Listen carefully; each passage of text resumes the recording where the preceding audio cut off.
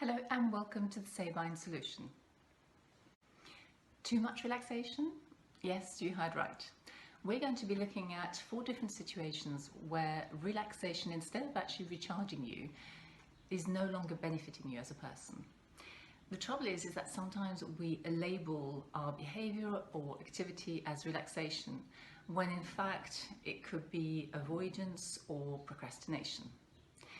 I'm going to be looking at some examples where relaxation is not relaxing you, but in fact potentially making you more stressed and anxious instead. So the first point we're going to be looking at is procrastination disguised as relaxation. You're lying in bed and you know you have things to do, but you decide to stay in bed for another 5 minutes or another 5 hours to relax. The trouble with this form of relaxation is that it comes at a cost. The decision to stay in bed may have more to do with procrastination than relaxing. This can be a common issue where we tell ourselves that we can have a few more minutes, we deserve a few more minutes, or a few more minutes won't hurt. But if done on a regular and constant basis, you may find that depression, anxiety and stress set in due to the procrastination. All those tasks that you've set yourself to do at some point, whether that's paying a bill or doing the washing, they all start to pile up. And you may, for example, have penalties for not paying your bills on time, or you might be late for a lecture because you've got nothing to wear. Just check on yourself.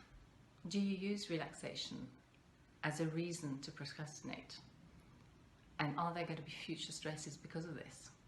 If so, one of the things that I used to say to university students when I used to work at university was to, when you do realise that you're procrastinating, try to avoid thinking too much. This might sound strange, but one of the most effective ways is to do things in a robotic fashion, to not think too much. Take the dog out for a walk, pay the bill, almost do it on automatic. When you start to think too much, we tend to, all of us, think our way out of things. So it'll be, in a minute, I can't be bothered, not just now.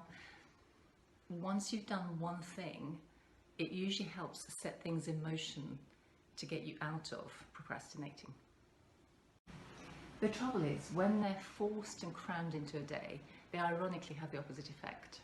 Clients find themselves stressed to fit in all this relaxation, and then become more anxious and stressed as a result. It's better to choose 1 or 2 things that you don't have to rush and that you really enjoy, because that way you'll reap the benefits as a result. The third point we're going to be looking at is having a healthy life balance when it comes to relaxation. What I mean by this is that there may be some daily necessary tasks that you avoid in favour of taking time out and relaxing. On the face of it, that feels like a really good idea, and if you're having a crisis or you're particularly anxious, then it may be what you need to do to get through that particularly difficult time. But I'm referring to people who do this on a regular basis.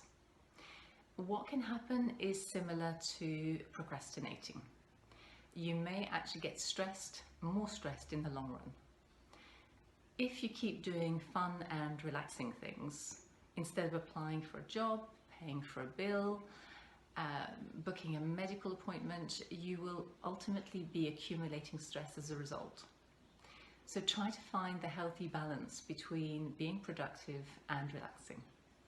So the fourth point we're going to be looking at is avoidance disguised as relaxation. Avoidance is different to procrastination. With avoidance, there is a conscious thought that you want to avoid something, whereas with procrastination, it's more a case of wanting to delay it. Are you able to identify any areas of your life where you are actively avoiding something by trying to relax or have fun? So the question is, can you avoid it? Should you avoid it? And also, if you keep avoiding it, is that going to cause you extra stress further down the line? If so, try and tackle it today, or at least some of it today. Or better still, pause the video and see if you can do some of it now. Many a time I have paused a therapy session and invited the client to either make that phone call or send that email, and without fail, I often get the feedback that they feel a huge sense of relief after having done that. For most people, what we avoid is like a dark cloud following us around every single day until we've actually dealt with whatever we need to deal with. So just think how relaxed you will feel when you no longer have that dark cloud over your head. Relaxation is a very important part of our lives, especially in the world that we live in today. We live a very fast-paced life, and we have a lot of stimulation around us with phones, emails, jobs, influences, and we need to relax in order to be able to give our bodies and our minds a chance to recover and recharge. But how we relax is key. It can't be another pressured thing to tick off your to-do list. It needs to be something that is not time pressured, and it needs to be enjoyable. And I hope you'll be able to find a relaxation that leaves you feeling more balanced and at one with yourself. Go well. If you like the content of this video and you would like to see more videos on mental health issues, then please press the subscribe button below. And if you've got any comments at all, anything that you'd like to share with others that's worked for you, then I'd love to hear from you. And thank you for watching.